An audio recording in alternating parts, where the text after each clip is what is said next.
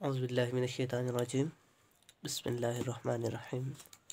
आज का हमारा टॉपिक है पिट्यूटरी ग्लैंड।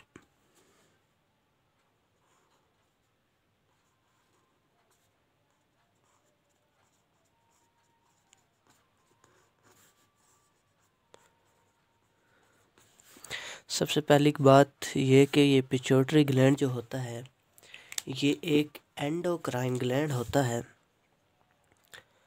एंडोक्राइन ग्लैंड का मतलब ये है कि ये एक ऐसा ग्लैंड है जिसके पास कोई स्पेशल डक्ट्स नहीं होती कोई भी मटेरियल सिक्रेट करने के लिए। और ये दूसरी बात यह है कि ये पी शेप होता है। पी शेप मतलब कि इसकी स्ट्रक्चर मटर के दानों की तरह मिलती जुलती है। जैसा कि हमने ब्रेन के टॉपिक में पढ़ा था कि ब्रेन के यहाँ पे थैलेमस होता है, हाइपोथैलेमस होता है, ऊपर कुछ स्ट्रक्चर मौजूद होती है। ये जो सारा कुछ हमने पढ़ा था, इनके साथ देखा था कि एक हमारे पास यहाँ पे एक ग्लैंड मौजूद होता था। इस ग्लैंड का नाम था पिट्यूटरी ग्लैंड। ओके, यहाँ तक बात समझ आ गई कि हमने सबसे पहले देखा कि ये एक पिट्यूटरी ग्लैंड जो है एक एंडोक्राइन ग्लैंड है जिसकी स्ट्रक्चर पी शेप होती है, मटर के दाने की तरह होती है। ये हमने ब्रेन में जब देखा था तो हमें एक स्ट्रक्चर यहाँ पे एक ऐसी दिखाई दी थी। जो ग्लैंड था वो कौन सा ग्लैंड था? वो यही पिट्यूटरी ग्लैंड था। ये पिट्यूटरी ग्लैंड जो है मैनी हार्मोन्स रिलीज़ करता है। बहुत से हार्मोन्स इसमें से रिलीज़ होते हैं जो मुख्तलिफ फंक्शन करते हैं हमारी बॉडी में, जिनमें से दो इसके पार्ट वेरी वेरी इम्पोर्टेंट हैं। उनको लोब्स कहा जाता है। कौन कौन से? एक को कहा जाता है एंटीरियर लोब। एंटीरियर का मतलब होता है सामने वाला, फ्रंट वाला, आगे वाला। और एक लोब को नाम दिया जाता है पोस्टीरियर लोब। पोस्टीरियर कहते हैं पीछे वाला, बैक मतलब। लोब्स दो किस्म के होते हैं, एक एंटीरियर लोब और एक पोस्टीरियर लोब। मतलब कि पिट्यूटरी ग्लैंड में जो सामने लोब्स मौजूद है उसे कहेंगे एंटीरियर और जो बैक साइड पे मौजूद है उसे कहेंगे पोस्टीरियर। इसका जो एंटीरियर लोब है वो दो हार्मोन जो हमारी बुक में लिखे हुए हैं सिक्रेट करता है। वैसे पिट्यूटरी ग्लैंड ज़्यादा हार्मोन रिलीज करता है। इसके हमने वो पढ़ने हैं जो हमारी 10th की बुक में दिए गए हैं। वो कौन कौन से हैं? एक को कहते हैं सोमैटोट्रोफिन हार्मोन और दूसरे को कहते हैं thyroid stimulating hormone. Anterior lobe of pituitary gland secrete two hormones which are called as somatotropin hormone और दूसरा थायराइड स्टिमुलेटिंग हार्मोन। और जो पोस्टीरियर लोब है वो भी दो हार्मोन रिलीज करता है जिनको कहते हैं वैसोप्रेशन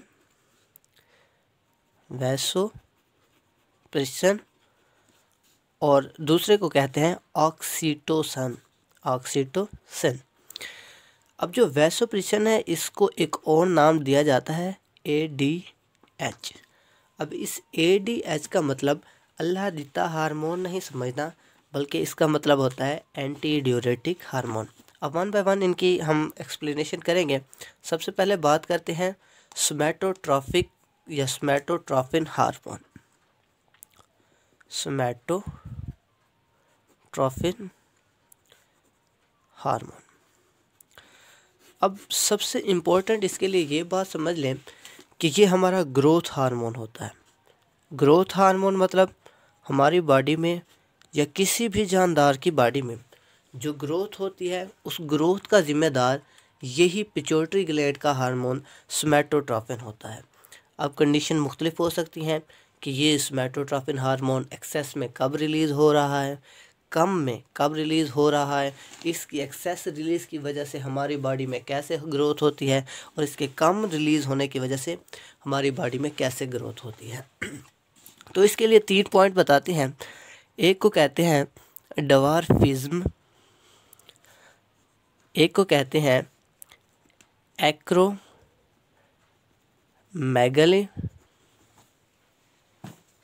और एक को कहते हैं गाइगैंटिज्म। डवार्फिज्म, एक्रोमेगली, गाइगेंटिज्म। पहले हम बात कर लेते हैं ड्वार्फिज्म की। ड्वार्फिज्म कहते हैं कि बौनापन, कि हमारी बॉडी का ज़्यादा ग्रोथ ना करना, जिसकी वजह से हमारा कद छोटा रह जाता है। मतलब कि ये कंडीशन कब बन सकती है? सोमैटोट्रोपिन हार्मोन के कम रिलीज़ होने की वजह से। वो कैसे? सोमैटोट्रोपिन हार्मोन वो हार्मोन है जिसने हमारी ग्रोथ करानी है। जब ये हार्मोन रिलीज़ हो ही नहीं रहा तो फिर हमारी बॉडी ग्रो ही नहीं करेगी, ग्रोथ ही नहीं होगी। तो हम क्या लिखेंगे इसके लिए? सोमैटोट्रोपिन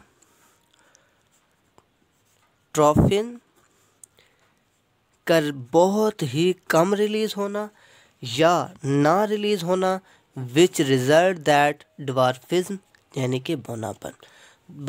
अब बात कर लेते हैं गाइगेंटिज्म। लेकिन ये बात आपने याद रखनी है कि सोमैटोट्रोपिन इस ड्वार्फिज्म के लिए जो होता है ये ग्रोइंग एज के लिए होता है। ग्रोइंग एज कहते हैं कि जो हमारी बचपन से लेके जवानी तक की उम्र होती है, ये होती है ग्रोइंग एज। मतलब कि इस एज में हमारी बॉडी में ग्रोथ बहुत ज़्यादा होती है। लेकिन अगर इस एज में सोमैटोट्रोपिन रिलीज़ नहीं हो रहा या बहुत कम रिलीज़ हो रहा है तो हमारे अंदर जो कंडीशन पैदा होती है, हमारा बॉडी बहुत ज़्यादा ग्रो नहीं कर सकता, वो बहुत ही कम ग्रो करता है। तो ऐसी कंडीशन को कहते हैं ड्वार्फिज्म। अब दूसरी है गाइगेंटिज्म। ये भी ग्रोइंग एज में होती है। ग्रोइंग एज मतलब बचपन से लेके जवानी तक की उम्र। इस उम्र में होता क्या है? सोमैटोट्रोपिन बहुत ज़्यादा रिलीज़ होता है। अब सोमैटोट्रोपिन बहुत ज़्यादा रिलीज़ हो रहा है तो इसका काम होता है ग्रोथ बढ़ाना या ग्रोथ करना। जब ये बहुत ज़्यादा रिलीज़ हो रहा है तो हमारी बॉडी की ग्रोथ बहुत ज़्यादा होती है। तो हम इस कंडीशन में देखते हैं कि कुछ इंसान हमें ऐसे दिखते हैं जिनका बहुत वेट ज़्यादा होता है और कद भी लंबा होता है, तो वो इस कंडीशन को कहते हैं गाइगेंटिज्म। अब बात करते हैं तीसरी कंडीशन की जो कहलाती है एक्रोमेगली। अब एक्रोमेगली में हम ये बात सबसे पहले जहन नशीन कर लें कि इसके लिए हमने याद रखना है कि ये होता है after the growing age. Growing age के बाद, मतलब कि ये एक्रोमेगली वाली कंडीशन जो है ये हमारी ग्रोइंग एज के बाद आती है, जब हम जवान हो चुके हैं तो जवानी के बाद आती है। अब इस कंडीशन में जब हमारे जिस्म की जो नशोनुमा होनी थी हो चुकी, अब उसके बाद अगर हमारे अंदर सोमैटोट्रोपिन हार्मोन ज़्यादा रिलीज़ हो रहा है तो ऐसी कंडीशन में हमारे जो एंड पॉइंट हैं बॉडी के, जैसे कि हैंड्स हो गए और फीट हो गए, तो इन्होंने ग्रो करना शुरू कर देना होता है। वैसे तो हमारी बॉडी पूरी ग्रो होती है फुली, और इस कंडीशन में आफ्टर द ग्रोइंग एज तो फिर हाथ लंबे हो जाते हैं, पाँव लंबे हो जाते हैं। और आपने कुछ बुज़ुर्गों में देखा होगा कि उनके हाथ बहुत लंबे होते हैं और पाँव बहुत लंबे होते हैं, तो उनमें ये कंडीशन फुलफ़िल होती है कि उनमें सोमैटोट्रोपिन हार्मोन बहुत ज़्यादा रिलीज़ हो जाता है आफ्टर द ग्रोइंग एज। उनकी जवानी भी ख़त्म होने के बाद बुज़ुर्गी में उनके सोमैटोट्रोपिन ज़्यादा रिलीज़ हो जाता है, जिसकी वजह से वो एक्रोमेगली की कंडीशन में चले जाते हैं। फिर बात करते हैं थायराइड स्टिमुलेटिंग हार्मोन की, क्योंकि ये दूसरा एंटीरियर लोब जो आता है दूसरा हार्मोन रिलीज़ करता है जो क्या कहलाता है? Thyroid stimulating hormone. अब थायराइड स्टिमुलेटिंग हार्मोन का क्या मतलब होता है? अब इसमें से वर्ड्स ही खुद बता रहा है कि थायराइड स्टिमुलेटिंग हार्मोन का मतलब क्या है। थायराइड का मतलब समझो कि थायराइड ग्लैंड, स्टिमुलेटिंग मतलब होता है तहरीक देना, उसको जज्बा देना, उभारना हार्मोन्स कि मतलब ये वो हार्मोन है जिसका काम ही सिर्फ थायराइड ग्लैंड को स्टिमुलेट करना है कि वो अपने हार्मोन रिलीज़ करे। हम नेक्स्ट इंशाल्लाह थायराइड ग्लैंड पढ़ेंगे, उसमें फिर बताएंगे कि थायराइड ग्लैंड कौन कौन से हार्मोन रिलीज़ करता है और वो क्यों रिलीज़ करता है और उनका आगे फंक्शन क्या है। आप इधर यही समझ लो कि ये थायराइड स्टिमुलेटिंग एक हार्मोन का नाम है जिसका काम क्या है कि ये स्टिमुलेट करता है थायराइड ग्लैंड्स को कि वो अपने हार्मोन्स रिलीज़ करें। इसके बाद बात करते हैं posterior lobe of pituitary gland, जो कि हम देख चुके हैं कि दो हार्मोन रिलीज़ करता है, एक को कहते हैं वैसोप्रेशन और दूसरे को कहते हैं ऑक्सीटोसिन। पहले कहते हैं बात कर लेते हैं वैसोप्रेशन की। वैसोप्रेशन, इसका दूसरा नाम क्या बताया था मैंने, ADH, जो किसका मुखफ़फ़ है, anti diuretic hormone. Okay, anti diuretic hormone, नाट के अल्लादिता हार्मोन। वैसोप्रेशन का काम होता है, इसका मेन फंक्शन याद रख लें कि it increases the rate of reabsorption of water from nephron. हमने नेफ्रॉन के टॉपिक में पढ़ा था, किडनी वाले टॉपिक में हमने देखा था फंक्शनल यूनिट ऑफ किडनी जो होता है वो नेफ्रॉन होता है। नेफ्रॉन एक किडनी में लाखों की तादाद में होती हैं, वो हमने सारा कुछ देखा है। फिर अब बात कर रहे हैं कि उस नेफ्रॉन के फंक्शन में, किडनी के फंक्शन में हमने एक बात ये देखी थी कि वो रीअब्जॉर्प्शन ऑफ वाटर का काम करते हैं, कि वाटर जो हमारी बॉडी में एक्स्ट्रा मौजूद है, अब हमें कुछ यहाँ ऐसी कंडीशन आ गई कि जिसमें हमें वाटर की कमी हो रही है, तो हमारा किडनी ने जो करना होता है वो फ़िल्टर करना होता है और पेशाब बनाना होता है।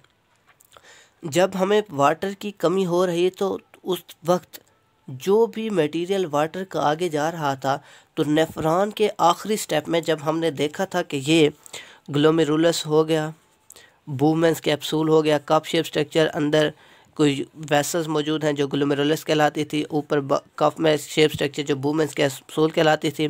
फिर इनके आगे हमने देखा था पहली कन्वोल्यूटेड ट्यूब्यूल थी जिनको हमने कहा था प्रॉक्सिमल कन्वोल्यूटेड ट्यूब्यूल।